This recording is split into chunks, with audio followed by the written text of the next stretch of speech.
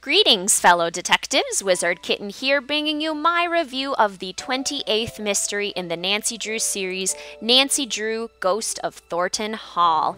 As usual, my reviews are based on 5 separate categories. Those categories are plot, characters, setting and design, entertainment and gameplay value, and music and vibe.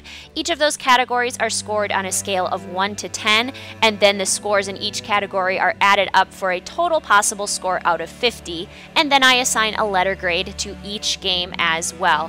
Just a quick note before we start this review, my reviews do contain mild plot spoilers, no major plot spoilers about events that'll happen in the game, but more spoilers related to what you might see in the promotional materials, such as characters that you might encounter and things that you might get to do in the game. So without further ado, let's get started with the plot of Ghost of Thornton Hall. So for this mystery, Nancy is called in by someone that she worked with on a previous case, Shadow at the Water's Edge. She's called in by Savannah Woodham, who has a reputation as kind of a ghost hunter.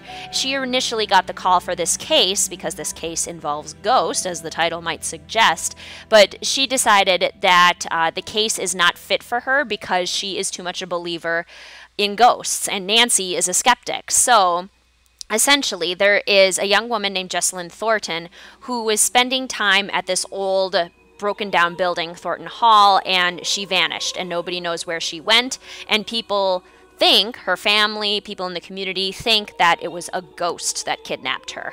So Nancy is called in to help find Jessalyn and sort of unravel the mystery of the ghost as well, because Nancy's idea is that maybe if she can figure out what's going on with the ghost, maybe she can find the missing girl, she can find Jessalyn. So that's essentially the impetus for the case itself, but the plot goes so much deeper than that initial reason for Nancy being there. I think the initial reason is really strong. I think it's a great way to get Nancy into a case. Somebody who knows her work and has worked with her before refers her to a case, and she's actually solving a real mystery. It's not one of those Nancy goes on vacation and mistakenly finds one, or she's an intern and mistakenly finds one. She is called in to fix this case. So we're starting off with a really good motivation for this mystery, and then when we actually get to Black Rock Island, where Thornton Hall resides and sits, we find that there's so much more to this mystery than it first seems. We get a lot of really cool historical elements related to the Thornton family. They're a family that's been around since the Civil War, and just seeing them and learning about their history is extremely compelling, super intriguing. And then we have the modern day Thornton family, and we have to unravel all of their secrets. We learn throughout this mystery that the Thornton family is pretty powerful, very rich, and they have a long and sometimes tragic past, and figuring out how that relates to the main ghost in this story, Charlotte, and how that relates to the current disturbance and mystery surrounding Jessalyn's death, it all comes together really beautifully. I think this mystery deals with a lot of more mature topics, namely like death and regret and guilt and danger. It's just really exciting. I think it deals with all of those mature topics in a really exciting and compelling way. Everything that Nancy finds out fits into the puzzle, and the more pieces we find, the deeper and more beautiful the puzzle becomes. I think this is a dark mystery. It definitely has gothic leanings. If you like gothic literature and movies and stories, this definitely has heavy gothic leanings, and I'm definitely a fan of that kind of writing style. So I really enjoy this plot. I think all of the loose ends come together nicely at the end. The only ones that don't are minor details, and I think we don't need to find out the answer to those. If we found out every single answer, it wouldn't necessarily be realistic, but we find out the reasons for everything that is important in this case. And I think everything is beautifully written. The story is really genuine and moving. So I am a huge, huge fan of the plot of this mystery, which is why I give Ghost of Thornton Hall a perfect 10 out of 10 for plot. Next, let's move on to characters. So this mystery has a pretty interesting set of characters. We have Harper Thornton, who is a member of the Thornton family who has essentially been told her whole life that she's crazy. We have Clara Thornton, who is currently leading the Thornton family business and definitely seems like a very confident, powerful businesswoman. We have Wade Thornton, who is kind of philosophical. He likes to hang out in the graveyard. He likes talking about ideas and ghosts. He's an interesting guy. And those three are all cousins. And Harper's sister and the cousin of Clara and Wade, Charlotte Thornton, is not technically a character, but she is the main ghost in this story. So already you can see how there's a lot of drama within those relationships and is extremely interesting. Then we also have Jessalyn Thornton, who is the girl that we are trying to find throughout this mystery, and Colton, who is Jessalyn's fiance. She went to Thornton Hall for a bachelorette party, essentially, so it makes sense that Colton would be there worrying about her and wondering where Jessalyn is. So that's essentially the cast of characters that we are working with. We have a couple of phone characters. We are able to call Savannah Woodham, and we are able to call Addison Hammond, who was with Jessalyn the night that she disappeared. And then good old Bess and Ned. We get to talk with them as well as phone friends. They give us some hints and help us out throughout the case, give us some kind of moral support. So we have a nice number of physical characters and a nice number of phone characters. I do like that the phone characters do not heavily influence the game, and they are not, they don't overwhelm us with all of the talking that they do, because that can certainly happen where we end up relying more on phone characters than we do on the physical characters. I think we get just the right amount of phone conversation, and the conversations that we have with the physical characters are super important to figuring out the overall mystery, but they're also really intriguing. It's actually just really fun having conversations with these people. They're all very different, but they're all very connected to each other. Just the way the family history works out and kind of the drama that goes on with that whole family and group. It makes it really interesting to talk to everyone because everyone has an opinion on everyone else. And you can never really tell who's telling the truth and who isn't, so you kind of have to decide for yourself who you're going to trust. And that makes it really exciting because you never know who's going to betray you. I think the conversations are really well written. I have had some issues with some of the newer games with one of the characters, usually one of the characters, is written to be kind of batty and just a little bit much, but the one character that does that in this game, Harper Thornton, there's actually a reason for that. Harper's lived kind of a life with, it sounds like, some mental health struggles, and she has kind of been stigmatized for that her entire life. So the way Harper talks makes a lot of sense. She is really kind of kooky when we talk to her, but there's a reason for it, and the way she talks is really, really exciting. So I think all of the conversations are really important to the mystery. I think the characters are all really well written. They all have their own problems and own issues, which again makes it difficult to figure out who we're supposed to trust, which I love. I think the characters are awesome in this game, which is again why I give Ghost of Thornton Hall a 10 out of 10 for characters.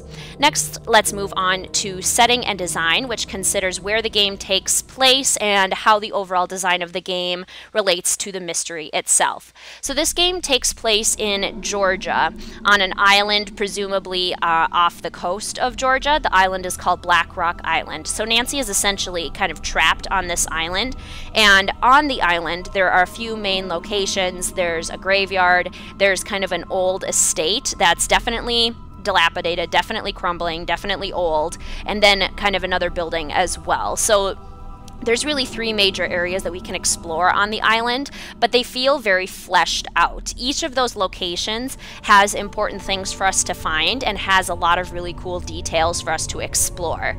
The setting is also, just the way it looks, is so painfully beautiful. Everything is essentially destroyed, overgrown, burnt. It looks bad objectively, like it looks run down, but there's something really beautiful about that aesthetic. It's kind of romantic in a way, and again, going along with the Gothic storyline. When you look at that old house, you know it's telling you a story. When you see where it's falling apart and how it's falling apart, you can tell that it used to be really grand, and now it's not, and that in itself leads to an interesting story. Like, what happened to this gorgeous house to make it look like this, and what happened to this beautiful graveyard for it to become so overgrown and all the tombstones are crumbling. It's really spooky, but it's also really beautiful in its own way.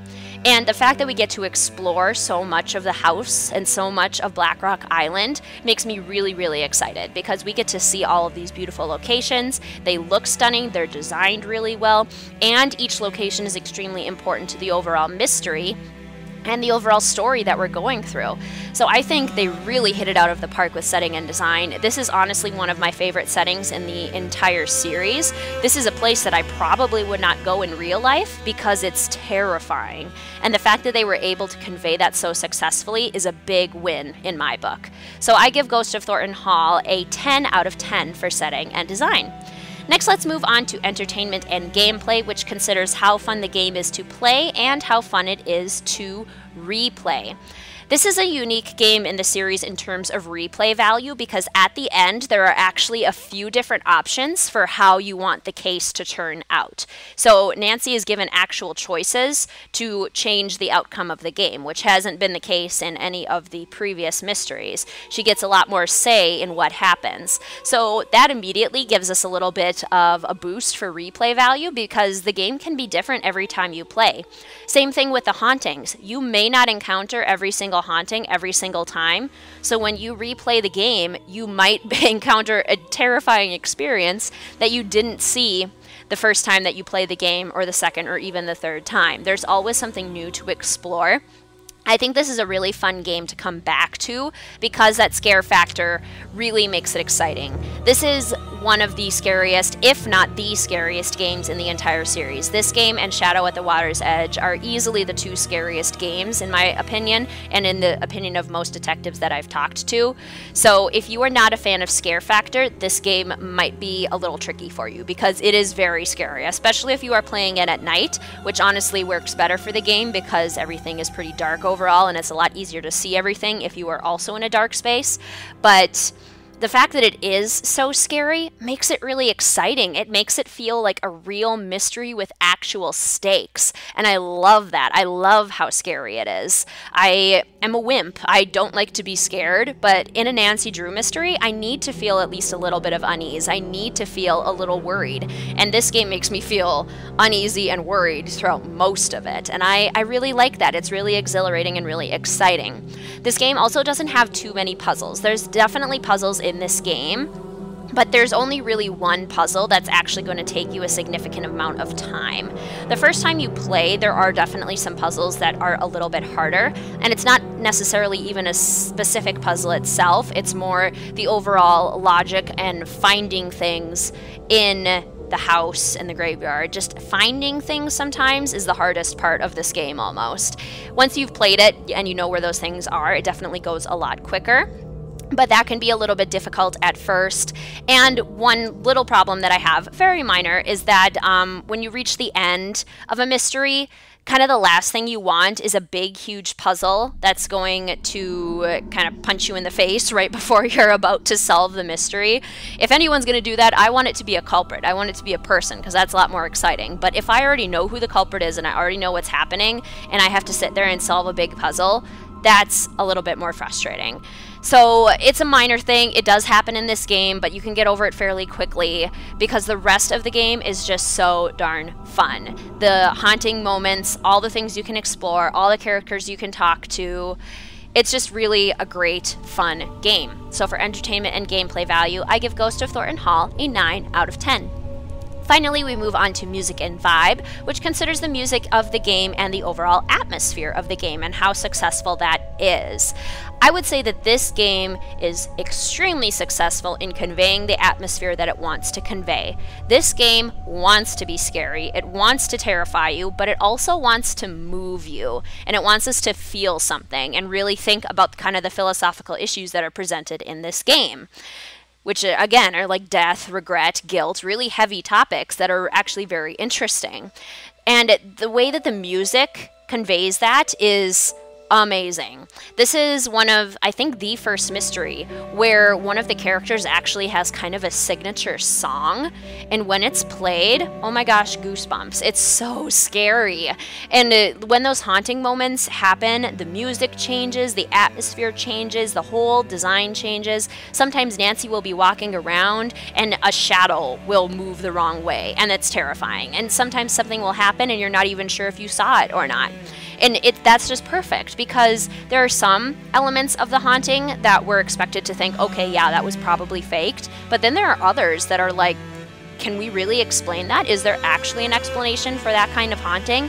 Which is great. That adds so much to the atmosphere, because Nancy is a skeptic, but the game is essentially telling us we don't know for sure if this haunting is real or not. And that is beautifully conveyed through the music of the game and all of the little atmospheric elements that are added. Again, shadows moving, little hauntings that are not kind of the big moments of Charlotte. All of those come together to just create this really beautiful atmosphere. You will feel uneasy throughout most of this mystery. It does definitely keep you on your toes. I'm always afraid to go around certain corners in this game, because I know if I go around that corner, there's a possibility that I might get scared. But then I'm moving along and maybe I am excited to solve something and I forget that there could be a haunting moment, and then it surprises me and pops up out of nowhere. I love that. I think that's extremely successful. The music is beautiful and very moving. So I give music and vibe another perfect 10 out of 10. So if we add up all of our scores, we have 10 for plot, 10 for characters, 10 for setting and design, 9 for entertainment and gameplay value, and 10 for music and vibe, which gives us a total possible score of 49 out of 50 and a final grade of an A. This is the first game that we've given an A since my favorite game, Warnings at Waverly Academy. And honestly, when I played this game for the first time, I was so happy with it. I finished it feeling revived, because it had been a while in the series before we had a game of this caliber. I think they focused on the story and they focused on the atmosphere, and because they did that, this became a beautiful mystery. It is, again, one of those more mature mysteries, and it is very scary. So for all detectives, it might not be a great first mystery, for example. Or if you're younger, it might not be a great game to play on your own. You might want to bring in reinforcements for this one, somebody a little bit older that can maybe help you through those scary moments or those more mature topics. But I think for the majority of detectives, if you feel like you are ready for that scare factor and those mature storylines, then I think this is a really beautiful, stunning, exciting game. There are very few issues that I have with it. I definitely recommend that detectives play it. And again, if this is something that seems a little bit out of your comfort zone, maybe bring in another detective, and then you can play it together and really go through it in that way. But for everyone else, I think this is an awesome game. Definitely very proud of this one. Very happy with everything that it brings to the table, and it's definitely a game that I would recommend. Thank you so much for listening to this review, fellow detectives. I hope you enjoyed it. Please feel free to like this video, comment your thoughts and opinions down below. Please feel free to subscribe and hit that notification bell for more Nancy Drew content. Thank you so much for listening, fellow detectives. I will see you soon.